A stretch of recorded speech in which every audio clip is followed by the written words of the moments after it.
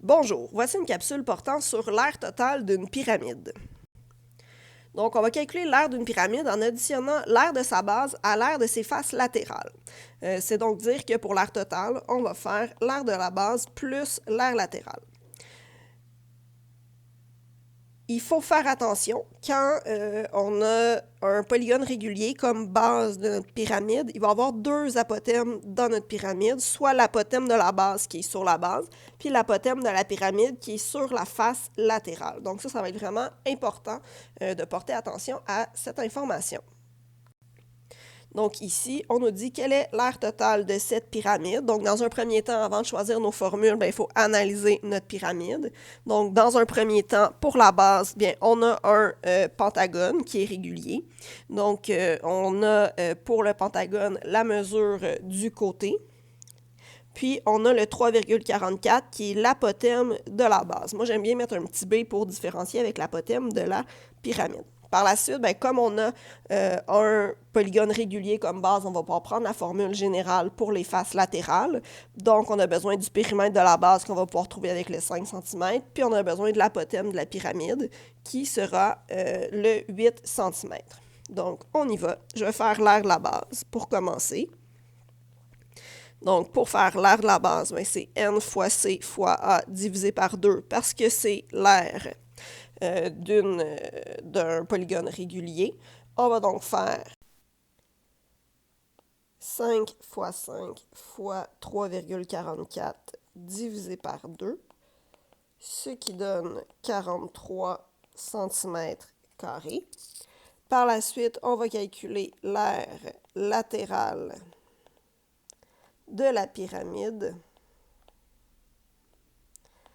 en faisant le périmètre de la base fois l'apothème de la pyramide divisé par 2.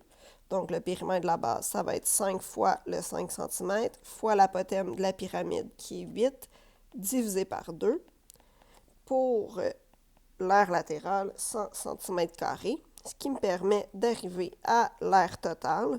Donc, dans ce cas-ci, comme il y a une seule base, je vais faire l'aire de une base plus l'aire latérale, contrairement au prisme qui avait deux bases. Donc, 43 plus 100, ce qui donne pour l'aire totale 143 cm². Par la suite, on veut l'aire totale de cette pyramide à base rectangulaire. Donc, on nous dit que la pyramide n'est pas d'une base régulière. C'est donc dire qu'on ne peut pas prendre notre formule générale. Il va falloir faire pour les faces latérales l'aire des deux triangles face à face puis additionner le tout. Si on regarde les données, on se rend compte qu'on a un 180 décimètres qui est là. Donc, on va faire une conversion. On sait que 180 décimètres, c'est égal à 18 mètres, parce qu'on divise par 10, puisque c'est un déplacement d'une unité de mesure. Donc, dans un premier temps, je vais vouloir faire l'aire de la base. Donc, pour faire l'aire de la base, j'ai besoin des deux côtés. On a un rectangle, donc base fois hauteur. Je vais faire 18 fois 37,6. Et ça donne 676,8 décimètres carrés. Par la suite, pour l'aire latérale, on a deux types de triangles différents. J'ai le triangle avec un côté de 18 mètres et son apothème de 22,7 mètres. Et j'ai le triangle ici que je mets en bleu avec le côté de 37,6 et l'apothème de 15,6.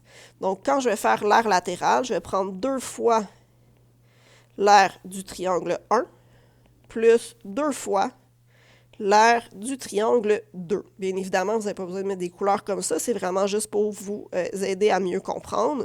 Donc, l'aire d'un triangle, c'est base fois hauteur divisé par 2. Je vais donc faire 18 fois la hauteur du triangle qui est 22,7 divisé en 2. Et deux fois l'aire du triangle bleu, donc 37,6 fois 15,6 divisé en 2. Ça donne 408,6 pour les deux premiers triangles, 586,56 pour les deux suivants. pour une aire latérale totale de 995,16 mètres carrés. Et finalement, je vais pouvoir faire l'aire totale. Donc, l'aire totale de la pyramide, c'est l'aire de la base plus l'aire latérale. Donc, 676,8 plus 995,16, c'est égal à 1671,96 mètres carrés.